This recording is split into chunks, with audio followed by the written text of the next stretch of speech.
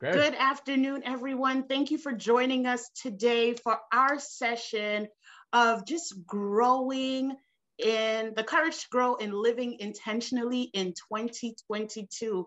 We have a wonderful facilitator for you today by the name of James Brunson, who's going to give us some tools and some techniques on just following those resolutions or those intentions that we set out every new year. So without further ado, I'm going to turn it over to James. This is not my show. That's all yours. Oh, be careful. Thank you so much for that introduction. I am feeling a host of feelings of being here. Come on in. Yeah, as people come in, it's totally fine. Come on in. Yes, welcome. I believe it's Charisse. Might be mispronouncing it, but welcome anyway. Again, my name is James Brunson. I live in Washington, D.C. Hello. I love this. How about let's just give it a minute. I feel like people are going to just roll in. That's totally fine because I'm going to have to say my name over and I want nobody to No miss it. problem. We That's can fine. give it That's fine. one more minute. Thank you, everyone, Yeah. for joining us for Yes. today's Welcome. session. We are just about to begin and we are welcoming you all. Feel free to put your phones on mute while the presentation is going on, but you can definitely come off camera if you want to talk, participate. Let's just give us some time. Thank you guys for joining today. We appreciate you. Hello, hello, hello, hello. Yeah, we'll start at 3:07. Yes, this is exciting, super important topic. I'll grab some water and hydrate.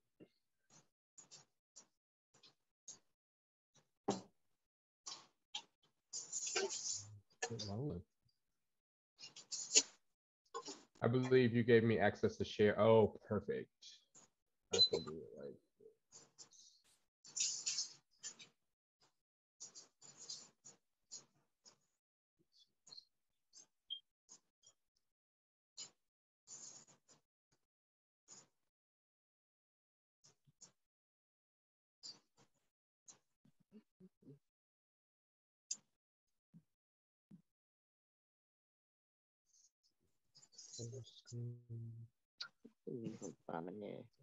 okay, I'm gonna test something out to see if we can.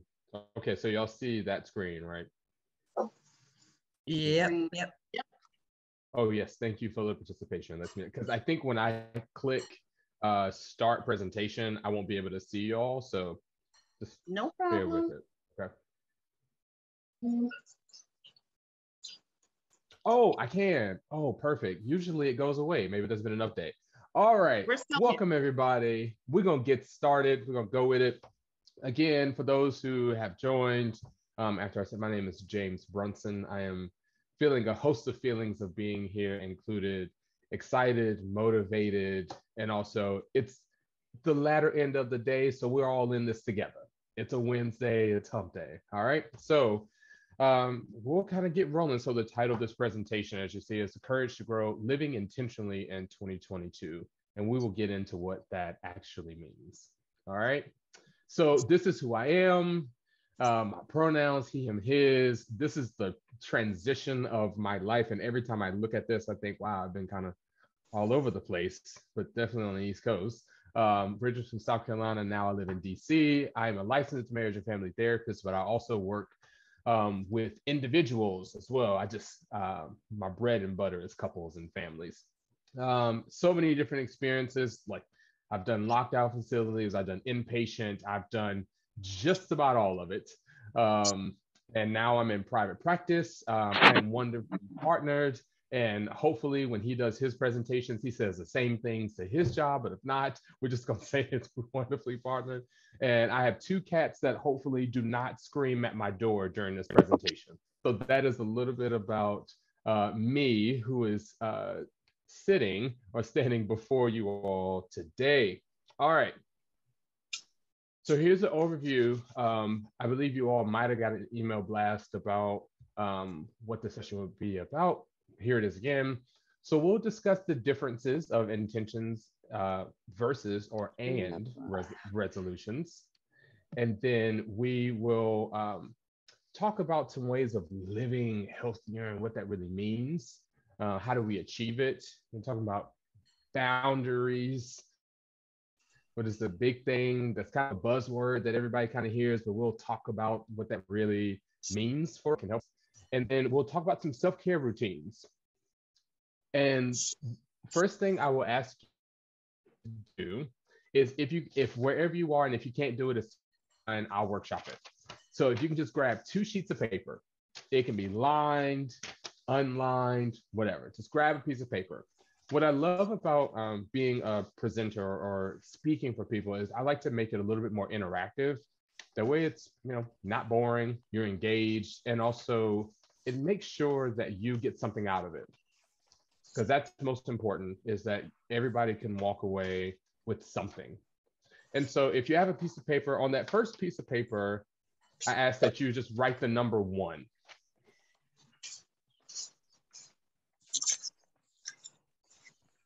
The number 1, and that number 1 represents the one thing that you need to remember from this presentation. So ask yourselves, honor yourselves by just remembering one new thing that you can learn and take away from this. So don't pressure yourself to learn it all, just remember the one. And the second piece of paper we'll do something with later. All right, does that sound okay? Head nods, thumbs, sweet. And there will be some pauses for like feedback and questions. And if you don't feel comfortable getting up the turning your video on, you can write it in. I'll try to look for it, or if Nancy or Sandrine, like if I can't see it, if you can just like read it out to me, that'd be really helpful. All right. Definitely, got you. Thank you. All right. So let's pause. Everybody take a nice uniform deep breath in through your nose, out through your mouth.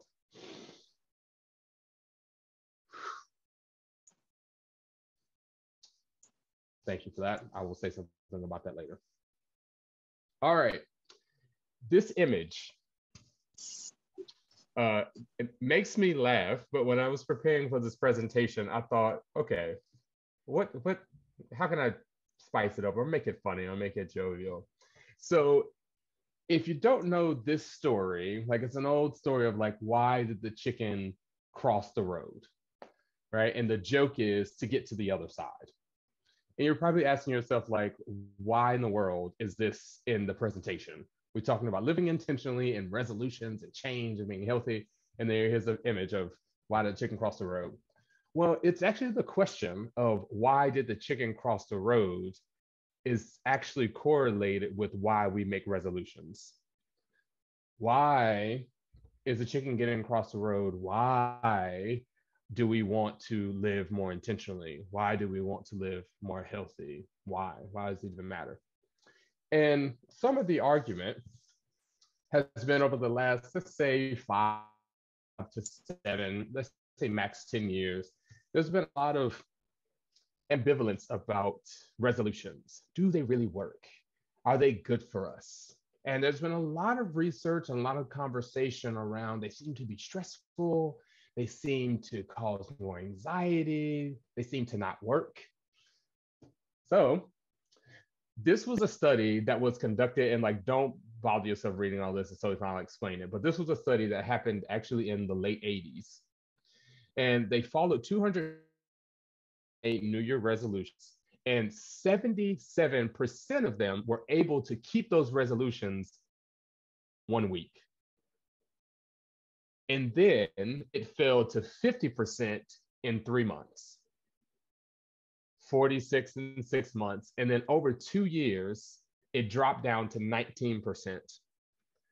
And this same institution actually did another study and saw that the resolutions dropped down to 8%.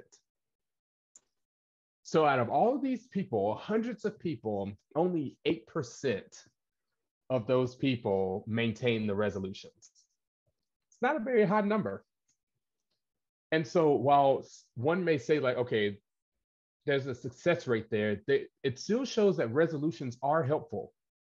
So earlier in the overview, it said intention versus resolution, but I would actually offer that it should be intentions and resolutions. We'll get to it.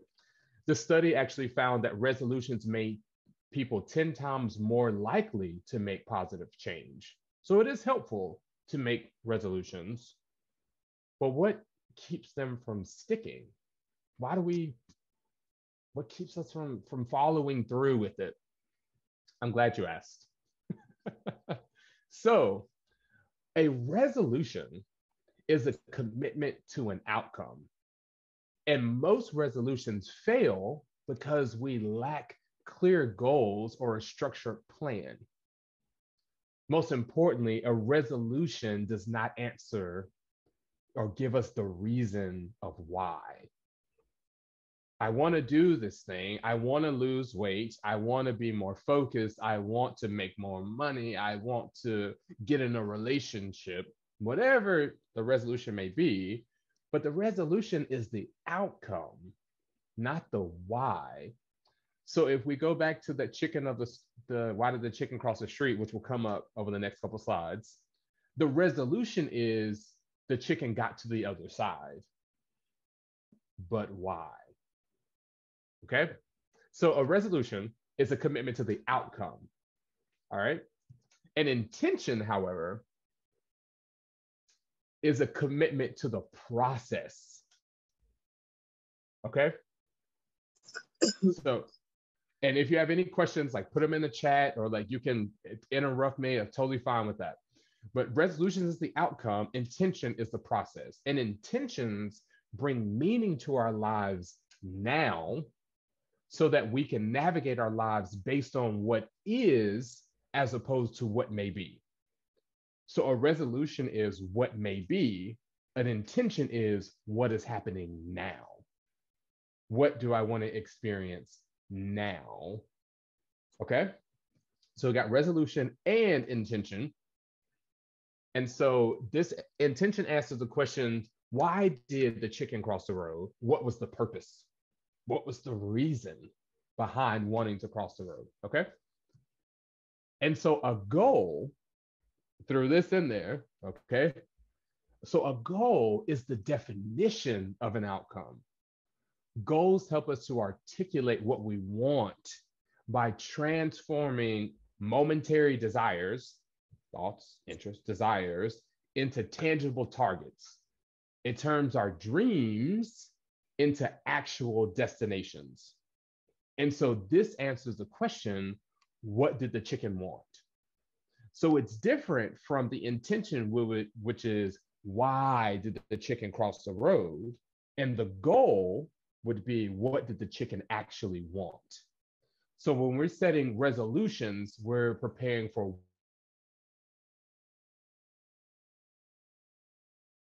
why do I, the goal is, what do I want that outcome to be? Okay?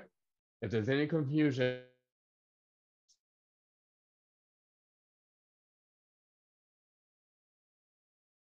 maybe. Can y'all still hear me? I got an alert about my connection. We're still here? Okay. You paused a bit, but we are here. Yeah. Okay, great. I don't know what that's about, but we're gonna hold on. Okay, but y'all still with me. I'll say a goal is important too. Now this next one, a plan. So earlier I mentioned that resolutions often fail when we lack a plan, when we lack a structure. And so a plan is a definition of a process. A well-crafted plan can help us navigate through the uncertainty, and it gives us clearly defined actionable steps. So if you go back to the story of why did the chicken cross the road, there isn't much conversation as to how the chicken crossed the road. We don't know anything about the traffic. We don't know anything about the terrain that the chicken was walking on. We don't know anything about the speed that the chicken was going. We just know that the chicken crossed the road to get to the other side, but we don't know how. So we are the chicken. We know we want to go somewhere, but why? How? And for what? And so I offer to you this perspective that if we are trying to make our resolutions or our intentions or our plans and our goals work, we need all of these things to work together if we're trying to live intentionally or courageously. So I offer you this formula, and this may be your one thing to remember. We'll see. Okay. So intention plus the goal plus the plan will equal the resolution. Okay. So the why we're doing something plus the what we're doing plus the how we're doing will give us the outcome. Does that make sense? Does anybody have any question about that? Something that I pride myself on as a clinician, as a person, is I feel like there are so many things that are out there to kind of help us, like resolutions and boundaries and mindfulness and self-love and all these different kind of buzzwords. But there's not a lot of conversation about the mechanics of how these things work. So what I try to do for my clients, what I try to do for my family, partner, and myself is, how can I break this thing down to a formula that helps me to understand what I'm doing, why I'm doing it, and what I'm hoping to get out of it. And so in 2022, we got this new year. It's a hard time. We're in a pandemic, so much disparity everywhere. And so this things are so big and lofty. And so I'm like, how can we condense it to this formula? And so here's what I offer you, that if I decide what my intention is, I set a goal, and then I create a plan, I will bring some resolve to 2022. I will bring an outcome to 2022. Okay, I'm going to give you some examples. Okay. So we got intention, goal, and then we have plan. So the intention is, I want to be calmer.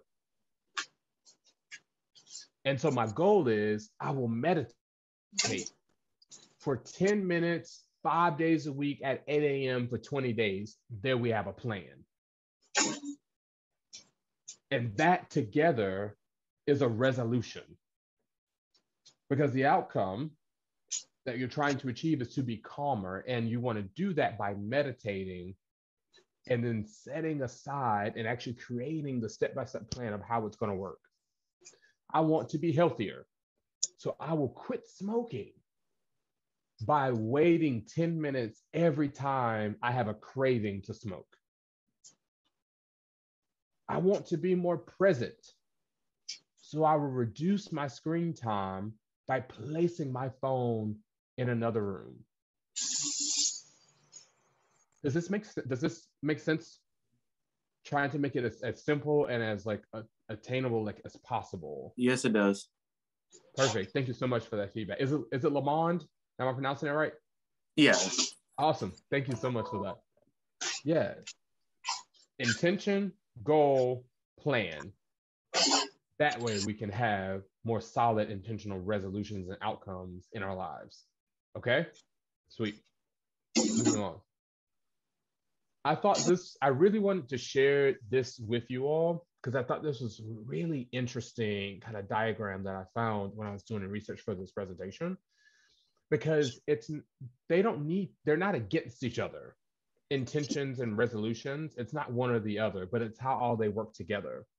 And so if you look at resolutions and intention and where they connect is that they both require a commitment. Resolutions is a commitment to the outcome, and intentions is a commitment to the process. So they both require your willingness to commit. And by your, I mean our willingness to commit. And then when you look at intentions and plans, there's a process there. And by process, meaning like there is work involved. So you can be committed to something, but if you don't put the work into it, your commitment is just a commitment. It's not necessarily a process. And my favorite example of whenever I'm explaining process to people is, I don't know the last time you all have seen like Charlie in a Chocolate Factory or Willy Wonka in a Chocolate Factory, but it's like people who are on an assembly line and they're putting in the pieces of the thing that they're building, that every time it reaches them, they add a piece, then it goes to the next person, they add a piece. That is my favorite metaphor or anecdote of a process. There's an assembly line that as this thing moves down, there are pieces that have to be added to it. So the commitment is showing up to the factory. The process is actually building whatever it is that you're building, adding the pieces to whatever. And when you see plans and goals and resolutions and goals, those things are both outcomes and definitions. The why we're doing something, the how we're doing it, and for what. And so in the middle, if you see the why, the how, the what, the want, and that all in tandem can be a tool for change. So you need all of it. You need the intention, you need the plan, you need the goal, and you need the resolution. Got it? So if that's your one thing, by all means, go for it, because that's a good one. Okay? Even when I was doing it, I was like, oh, I need to reevaluate some of my intentions because they don't have plans. If they don't have plans, they're just thoughts. They're just feelings. Okay? Moving on. So another aspect that was in the overview was like living healthier. And I'll be honest with you all. There are many moments as a clinician, I have an internal eye roll where certain things just like, it kind of annoys me because there's just not enough explanation. Like, what does it mean to be healthy? And I thought, okay, I want to ask the people, like, if anybody wants to give their subjective definition of health, what does it mean to be healthy to you or just in general? Any definitions that pop up for anybody? You can say it, type it, whatever. Free of stress and illness for the mind and body. I like that. Free of stress. I'm going to write that down. Of stress for mind and body. Yeah. And I put free of stress and illness for the mind and body. Thank you. Yeah. Stress and illness, mind, body. That is fantastic. Anyone else? Yeah, this as sort of parallels what Sandrine's saying, living with vitality, stamina, strength, and like this creative get going, Ooh, there's an energy there. Yeah, definitely. Yours. Forward momentum. Ooh, wow. And I guess the vitality just is a nice package for health of mind and absolutely body. No, I like that. Thank you so much for that. And we have Cherise in the chat wrote to be in sync with the mind, body, and spirit. And she wrote alignment. Yeah. Ooh. I love that word, alignment. Yes, thank you for that, Cherise. I think that's, I love the movement in that, like being in sync means that there's movement, but moving together. They're not moving against each other. Okay, I like that. In sync, alignment. Anyone else? Anyone else got any contributions? Totally fine if not. Overall balance. Oh, yeah. Big buzzword. I mean, everyone already said all of the ones I was about to say. So that's, overall balance. Thank you for that. Thank you so much. Balance is a big one. I underline balance. Okay, so let me offer you the definition. Like, I found this little chart that I thought was interesting. Oh, there's my question emoji. Sorry, I forgot about that one. Okay, so we have a medical model of, it defines health as the absence of illness or disease. So Sandrine, kind of very similar to what you said. There's a focus on diagnosis and a relief of symptoms. A social view defines health as a state of optimum capacity of an individual to perform his or her or their expected social roles and tasks, such as school, house chores. And then you have the Society of Academic Emergency.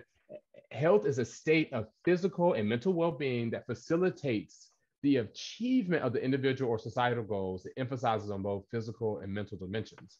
And so you all actually contributed exactly what was on this model, on this chart, which leads me to offer you this perspective that maybe health is far more subjective than we may realize, because optimal capacity and individual goals, like that's up to you. So if we think about our resolutions and our intentions and our goals and our plans, it has to be not only based on maybe a wider view of to the absence of illness, but also how you are reaching your optimal capacity. And so where I've tried to repair a lot of this disparity, especially in like the world of mental health, is your level of capacity is going to be different from my level of capacity. And it should be, because we aren't carbon copies of each other. But when it comes to living intentionally, I think all of us, we all deserve this opportunity to say, where am I and where do I want to go based on what I am capable of? Based on what I've been told that I'm capable of, based on what I believe that I'm capable of, where am I and where do I want to go and where can I be? Because it's subjective. Like we live in a world where people are very different. We have different physical capabilities. We have different economic statuses. We have different ideologies that shape the way in which we live.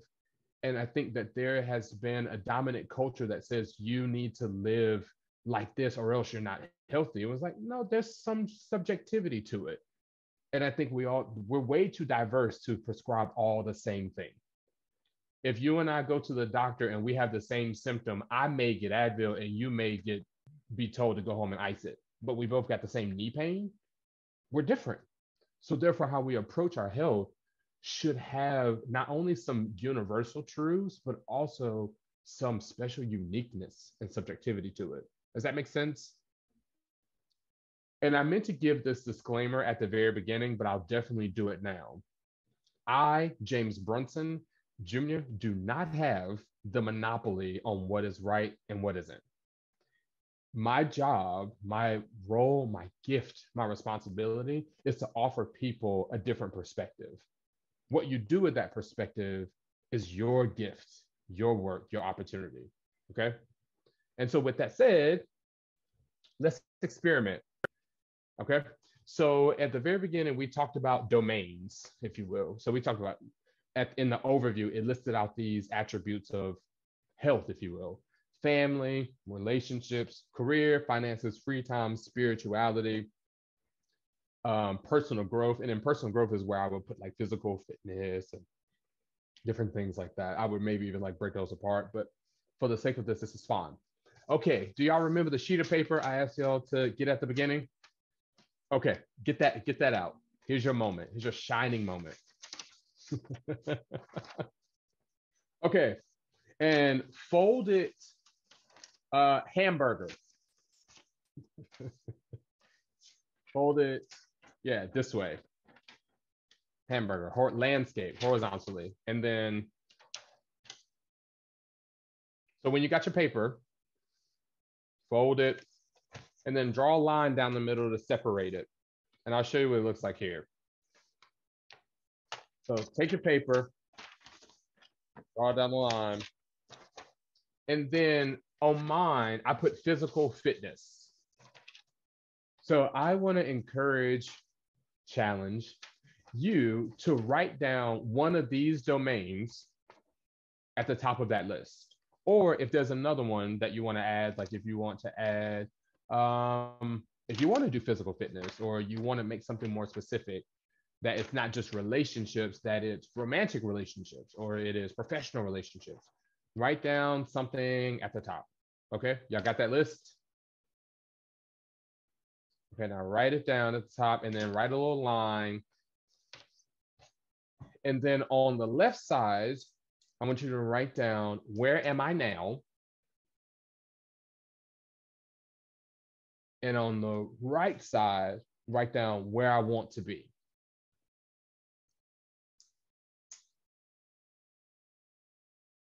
Take us some thumbs up when people are ready. We can move on. So we got Nancy. Come on. I can't see the other people, but that's totally fine. So Dream, you ready? No, you're fine. You're fine. You're fine. Take your time. Take your time. We'll all do this together. I didn't even fill mine out. I left mine blank. Oh, we got Kendrick with a thumbs up. Oh yeah, that's right. If you want to do that function, that's totally fine too. Sweet. Cedrine, you ready? Awesome. Okay. So let's start with the left side of where am I now? So I want you to, okay. Let's see. So it's 3:34. And so let's give ourselves 1.5, 2 minutes. And I want you to write down as many descriptions,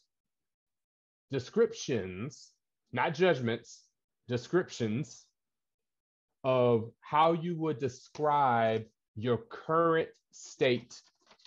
So if mine is physical fitness, the first thing I would write down is I drink the Peloton Kool-Aid in the pandemic. So like I ride the Peloton twice a week.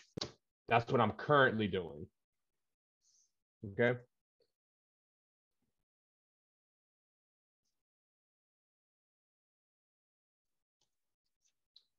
I would say I'll do mine out loud and you all can just keep doing yours. That's kind of, I just give a little bit of vulnerability here.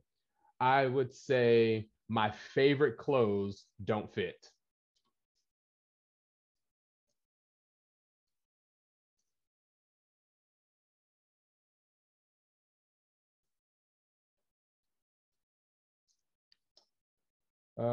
I would say that I am not as motivated.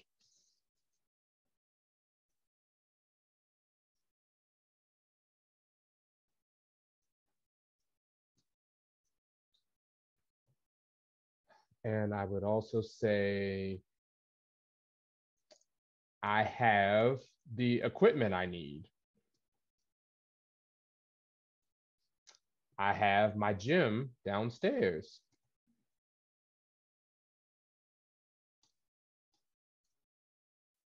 And I would say I cook healthy. I don't eat out healthy.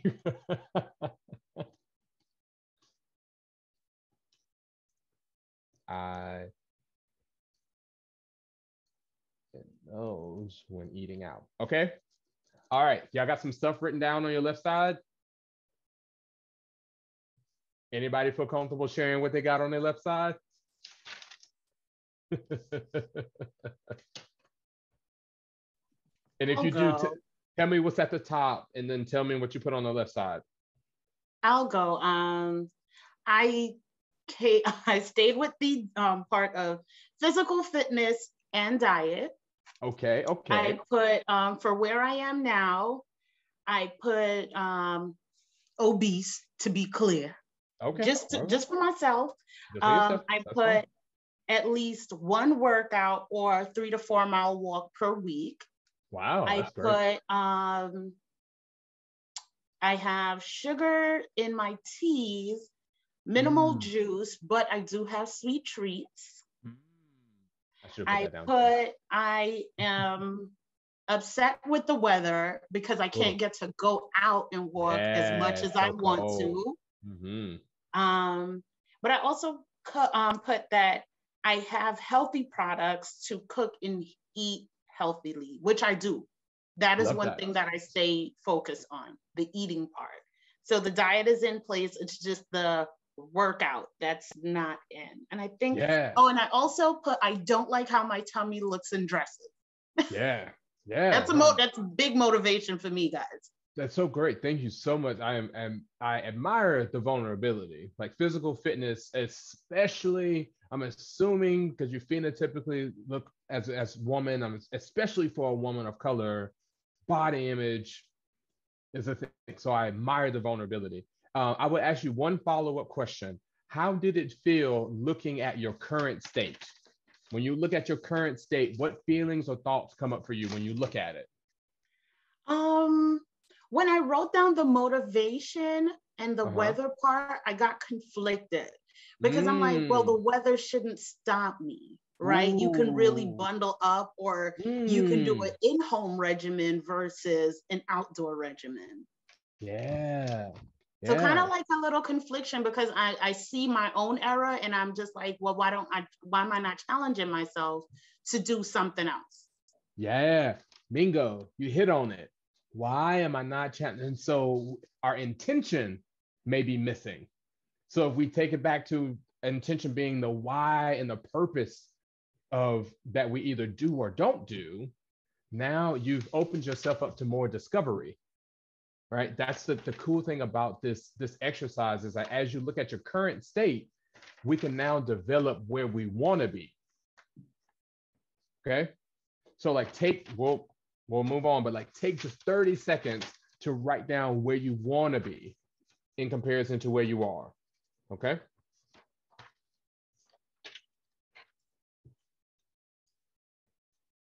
So if I'm writing twice, I would like to write at least 4 to 5 times a week. I'll share this with you all. So if you all remember on where I am now, I said my favorite clothes don't fit. And now as I was getting ready to write, I want to fit into my favorite clothes, my brain was like, but do I? Do I really like those clothes? And so this is the power of like setting intention and looking at your health, because you may realize that, wow, I might have thought that that's where I want to be, but actually looking at it now, do I really want to fit into those clothes? Opens up more questions and curiosity for yourself. So I want to be more motivated. Go to use my equipment. Okay. Where I would encourage you all, because I know we're running out of time, but where I would encourage you all is to use this this exercise to help you set your intentions. And then when you set your intentions, remember you need intentions, a goal, and a plan. A question. Okay? Yes. So now, is it possible that some of the things on the left side are actually also on the right side? So if I see one thing on the left side that I'm already doing well, can I move it over to the right side as well? I mean, obviously, absolutely. It needs to go on the right side. Okay. Okay. You absolutely can, which is the beautiful thing about this exercise, because you may find out that what I'm doing actually is good. It's where I want it to be. And that's what's going to boost your self-esteem. That's what's going to boost your confidence that actually the work that I need to do, I'm already doing it. Okay. I'm already there. Does that make sense? Yep. Perfect.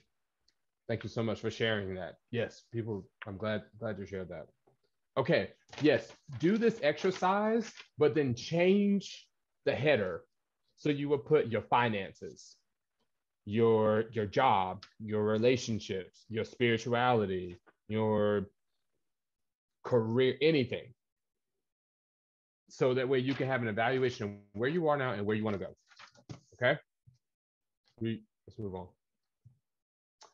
But how do we sustain our health? So if we would go back to y'all's definitions of free of stress and illness, stamina, vitality, forward momentum, in sync, alignment, balance, how do we sustain our own subjective experience of health? Well, boundaries. Boundaries, boundaries, boundaries. So if Centurion, if you and I have issues with sweets and it's affecting our health, well, you and I may have to have some boundaries with sweets. But what I really wanted to focus on, especially with this idea of living intentionally and the courage to grow, a lot of our boundaries has to do with the way in which we relate to other people and our environment, and sometimes even ourselves. And so if you look at this image, it's actually a really cool like garden fencing, and there isn't a lot of conversation about what boundaries are. A lot of times people say like, oh, it's like a wall, or it's a separation between you and another person, or you and something else. And it is, and I like to look at boundaries in terms of fencing. So if you look at this fence, there is grass and foliage on the left side, and there's grass and foliage on the right side. But there's just a between the two. And so it's that separation. Hello, welcome, come on in. Whoever this is, Carlos, I believe. Boundaries is what clearly defines the separation. Okay, so if we're trying to live intentionally, courageously, mindfully, healthily, there has to be a clear definition between us and the thing that we're working on. So if you remember earlier, when with that formula, that plan aspect, that structure, boundaries will aid us every time. Okay. So I wanted to kind of talk about the mechanics of boundaries. And so this next 3 slides are kind of broken down into how we do them, how we communicate them, how we voice them. So it's three kind of steps. Okay. So the first thing in creating your boundaries is to acknowledge what's happening, to name the reality of what's going on, or the colloquial like elephant in the room. And so I provided some examples because a lot of times people need to see what boundaries sound like, or what they look like rather. And so you often, when you're acknowledging the reality, I tend to challenge people to say like, lead with I know, or I see, or I feel, or I assume. But let's go with, I know that things have been hard for us. I've been reassessing my boundaries. I know it's been confusing that sometimes I seem available and sometimes I don't. This is something you might say to you if you have a personal trainer or the person you order sweets from. I know you are really interested in learning about my personal life. So here's the acknowledgement. Y'all following me? Thumbs up, makes sense? Okay.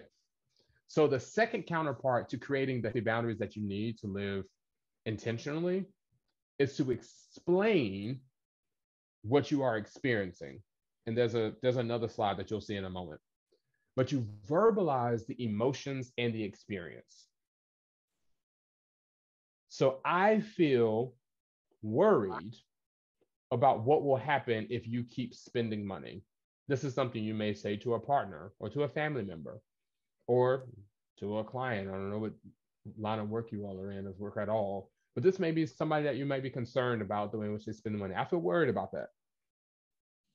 Or I feel overwhelmed when you assign more tasks before I fully complete the others. Or this is one of my favorites. I feel uncomfortable in having this conversation at all, or right now. You can say, right now, I'm feeling uncomfortable with this conversation. So if we go back to the acknowledge, I know you're really interested in my personal life, and I feel uncomfortable in having this conversation right now. That makes sense? You following that? I know you're interested in learning about me, and I feel uncomfortable with this conversation. And here's where you actually make the boundary. You got to give the people an offer. Don't assume people know what you need. So if we go with the bottom of the 3 that I've been using, I know you are feeling really interested in learning about my personal life, and I feel uncomfortable in having this conversation. I'm not going to share my personal life, and I really appreciate it if you didn't ask. Does that sound like something you could do?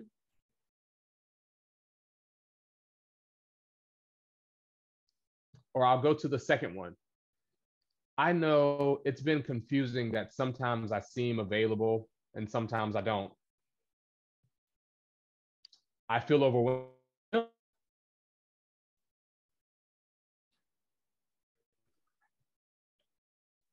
What I would do is to get full. Hey, James, you're breaking up a little. Before I'm assigned. We lost you.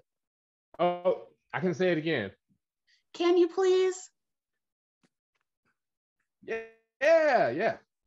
So I don't know what's going on with the connection. Fighting for it. I know it's been confusing that sometimes I seem available and sometimes I don't. I feel overwhelmed when you assign more tasks before I fully complete the others? What I would really like to do is get fully caught up before I'm assigned more tasks. Okay.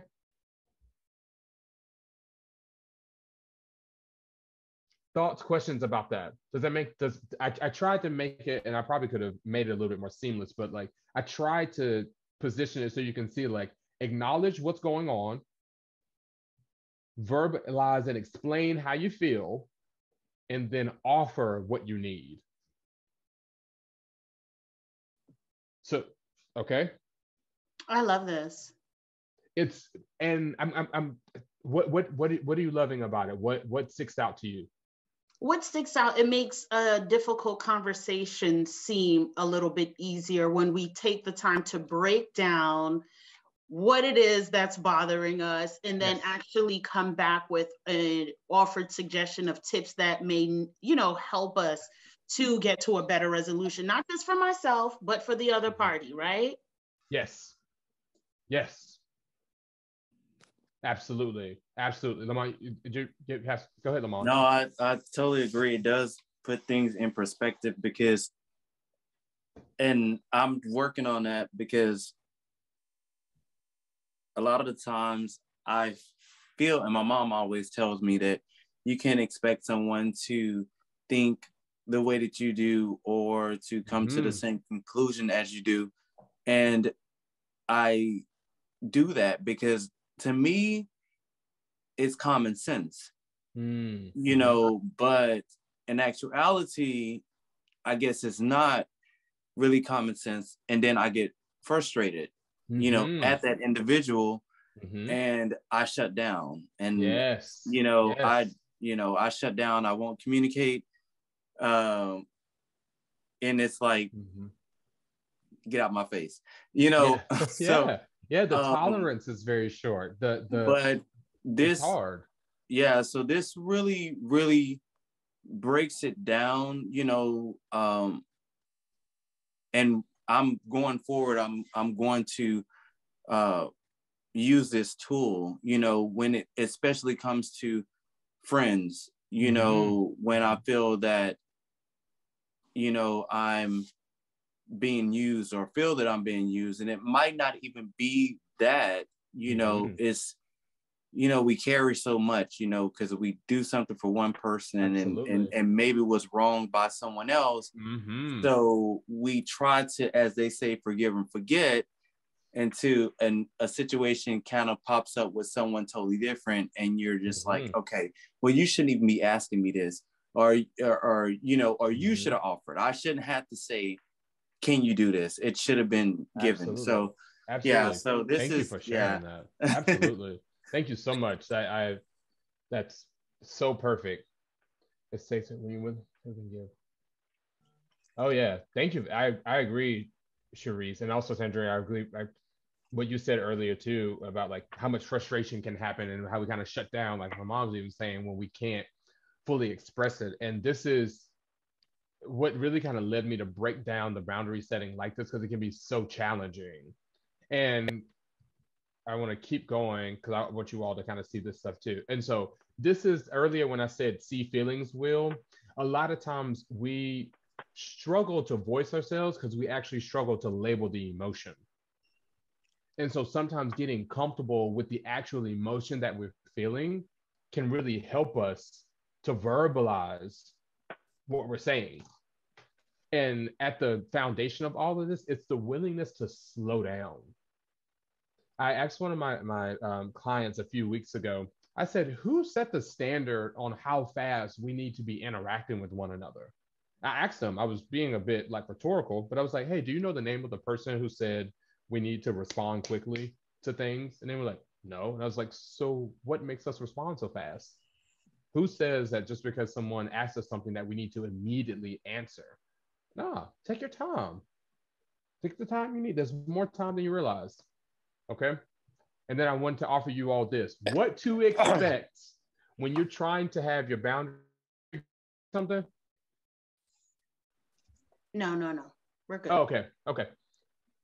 If we are trying to live intentionally, if we are trying to focus on our health, if we are trying to have our boundaries, there needs to be some expectations on how people are going to respond. There will be disappointment and disdain. And so when that happens, when people are angry or disappointed in the fact that you're not available, or I need to go work out, so I can't go out and party with y'all tonight, or I need to save money, so I can't do this. There will be somebody who even try to and your boundaries. And I put a little phrase in here that says, like, let's circle back to this discussion. I can say a bit more, but I want to let you know. Oh yes, Sharice, no answer is an answer. Yeah, no, especially I would even add to that, like verbalizing the no. I don't know if I didn't shout that out last time. If you look at the bottom of that last one offer, it says no, that doesn't work for me, and that's it. No, that doesn't work. And so if you go back to the what to expect, I want to know that but I want to let you know that I'm really not going to. I want to have a respectful, productive conversation about it. There will also be guilt when you try to set your boundaries.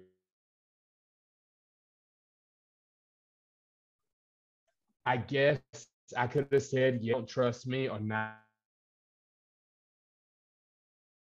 Now they know in themselves the intention behind your no. And this is a big one. If this is your one thing to remember, is that a lot of people have issues with boundaries because they can't make boundaries themselves. So it's a projection, it's an envy. And this is not to belittle people or judge people. It's saying like, wow, I'm doing something that person can't do. And instead of asking me how they too can do that, they oftentimes just get mad or judgmental, or they go silent. And so I underlined something. This is their problem, not yours. Okay. So we got like 4 minutes left. So I'll rush through this part, but like you all will have, I can send these slides and you'll have it. But like what helps us to have boundaries? Taking care of ourselves. How do we do this? So self-care isn't indulgent. It isn't selfish. It isn't a one-time experience, and it's not time-consuming. Okay, taking care of yourself is actually an act of self-love, and it's not selfish because who else is responsible for taking care of you? And as far as self-care being more than a one-time experience, it has to be an ongoing practice. And self-care literally takes seconds. And so what I love about this example that we did earlier, I actually witnessed you all participate in self-care because you took time to actually acknowledge what was going on in your body, what was going on in your mind. We took what, 4 minutes? So and I want to acknowledge this difference between self-care and self-soothing. Going shopping is not self-care. It's self-soothing. It's still important. Still important. It's just not self-care. And here's the difference. Self-care is activities that help you find meaning and support your growth and groundedness. Self-soothing are things that provide distractions or soothing comfort from a difficult time. They both are valuable, but they have different long-term implications. Okay, so going shopping, that's definitely going to give you that high, or going out and partying with your friends or something like that. That's a feels good. But self-care is the things that actually propel you forward, not just help you to feel good in the moment. Okay.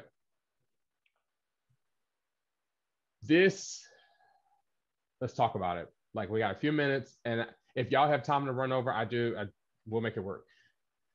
I am all for using the technology to your advantage. Most of us have phones or access to electronics, or most of us have access to pen and paper. And so what I am big on as a clinician is, how do I actively remind myself of the things that I'm trying to work on? And so I did like a little screenshot of the alarms on the iPhone. And I love, this isn't mine, but this is something I did, but I love that you can label them.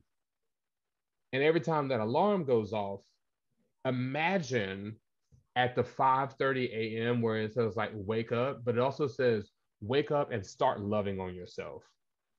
Wake up and start, or like I would have on here, wake up and start going for your cycling rides.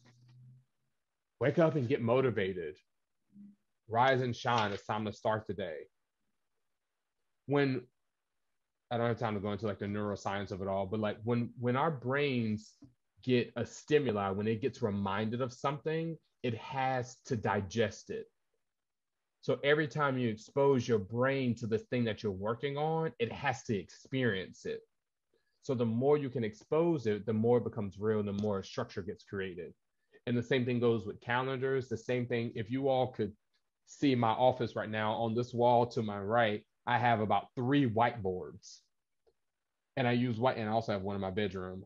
I use these whiteboards to help me see what's going on in my life, not only just professionally, but what I need to work on emotionally. So it's like looking at me. And then in my bathroom, I've got so many dry erase markers. I take dry erase markers and I write just about anything that won't mess up my security deposit. I write on it.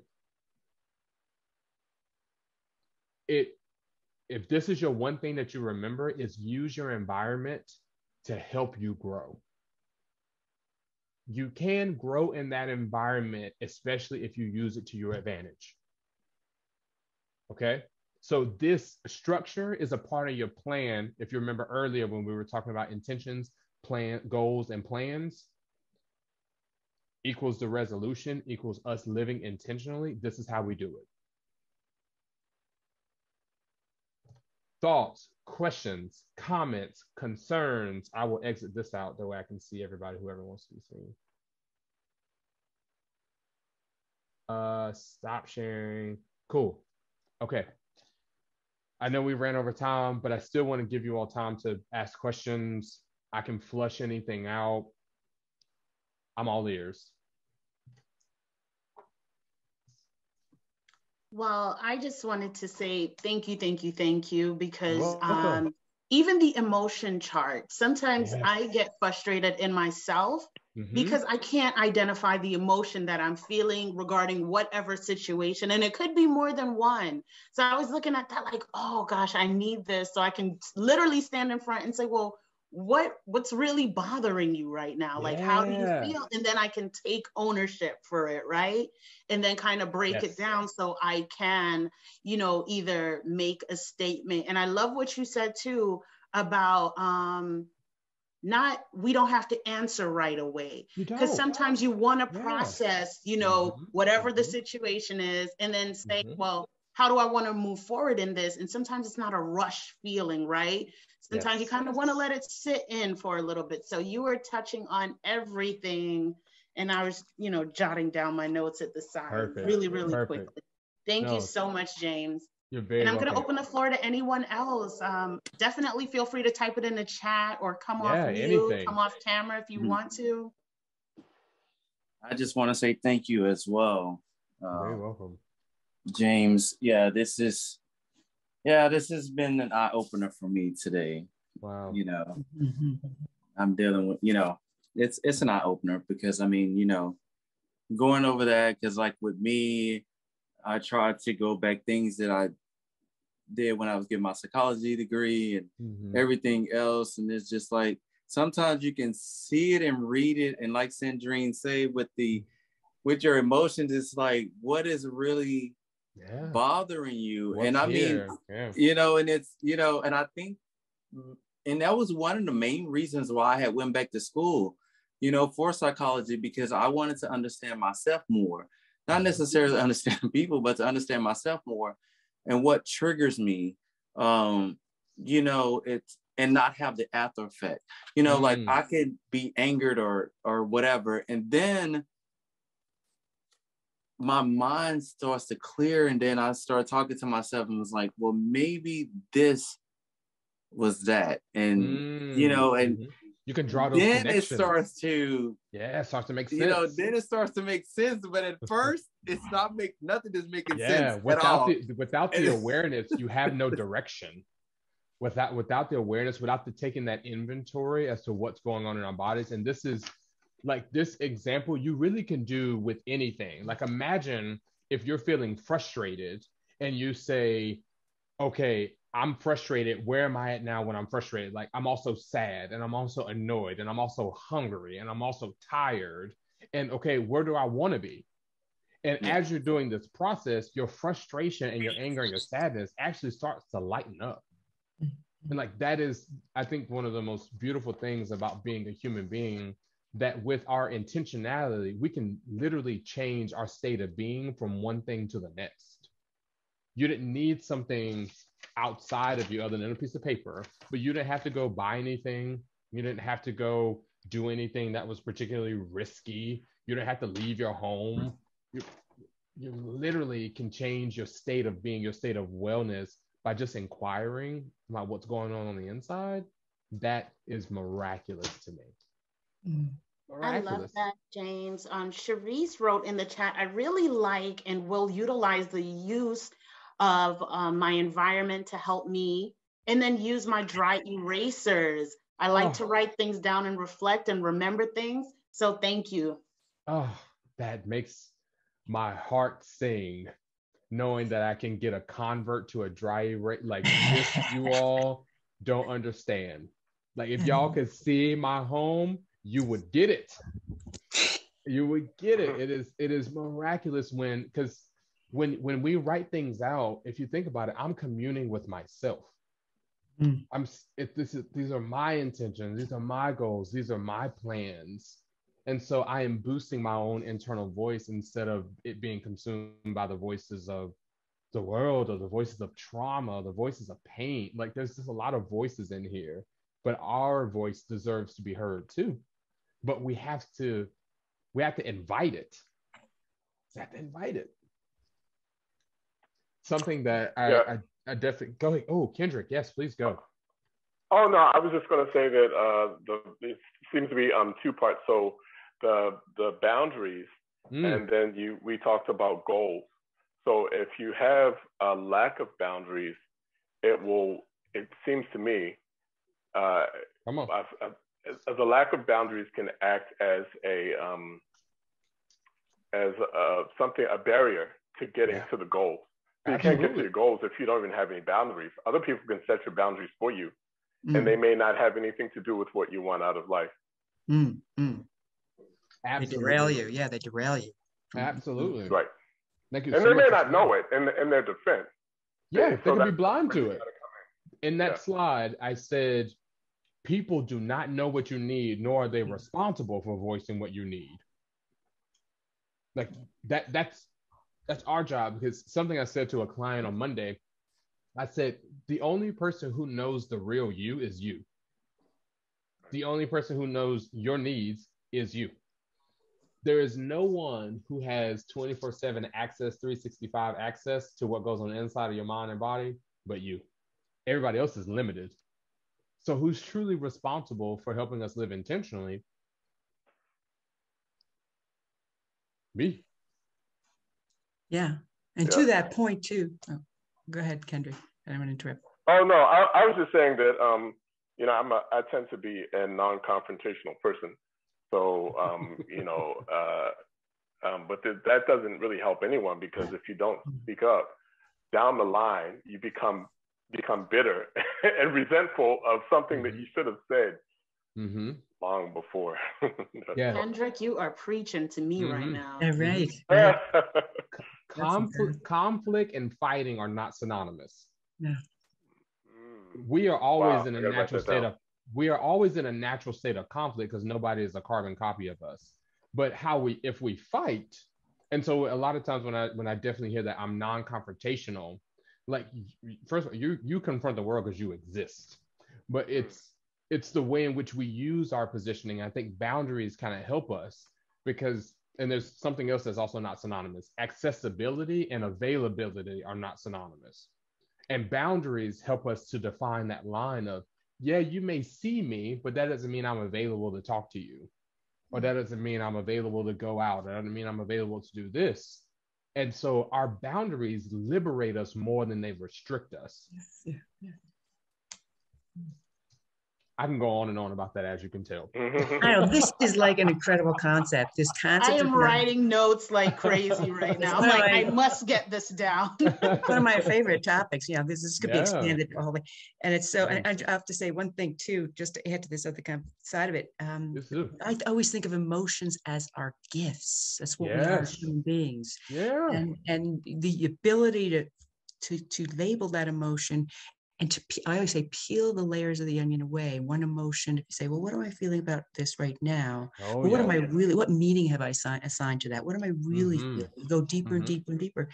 But also stating your emotions, I feel this way. You acknowledge the problem in the elephant in the room, and I feel this way when we're experiencing this kind of thing. It's it's de-escalating way of approaching the problem. And it gets somebody to say, wait, you're giving information to someone else. Yep. And it brings it anyway. It's fascinating. No, I love thank you for that. And this is the last thing I'll say, and I know we gotta go.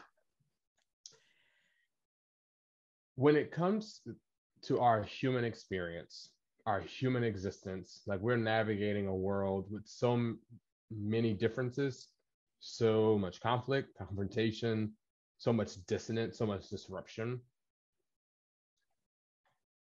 Another human being can never empathize with your experience, your contextual factors, your color, your ethnicity, no one could ever fully empathize with your experience simply because there's only one version of you. There's only one mind that only you have. Our emotions, however, is the only place where we can actually universally empathize with one another. Let's say it's 8 people on this call, all 8 of us have the same 34,000 human emotional experiences. We all experience them differently, but as far as having them, we all have them. So when we voice what we feel and we voice the boundaries that we need in response to how we're feeling, human beings can actually understand your emotional experience, not your perspective. Only you have that perspective. The emotion, however, we all know sadness. We all know joy. We all know fear. We all know excitement. We all know surprise. I can go on and on. So when you voice it, you're actually presenting people with the opportunity to actually connect with you. So voice the truth of how you feel and let the emotion do the rest. That's the last thing I'll say. Well, James, I can't thank you enough for that. I also wanted to say that Cherise placed in the chat, I learned conflict is healthy because you get to understand who you really are, which makes complete sense. I can't thank you enough, James, for facilitating today's session for us. We learned so much. To our members on, I know James gave so much information. We will be placing this on our AmitaCare YouTube channel. So look out for a text message to come with that within the next 2 weeks, hopefully less than that, because we need to get this information up and available to you as soon as possible. But if you love the information that we have today, please look forward to having James back on Thursday, February 10th for What is Your Love Language? Oh my God. Oh boy. I am ready for it because I thought I was ready for today. You dropped so much knowledge on me that I can't wait for February 10th to learn some more. We truly appreciate you, James. Thank you so much for today's session. It was amazing. And we look forward to seeing you soon. Absolutely. Thank you, everyone, for joining us. It was an amazing session. We appreciate you all. Take care, everybody. Be safe and be well. Thanks, James, for being a shining star in the sky for us all. Bye. Y'all take good care. Thanks, Andrea. See you soon.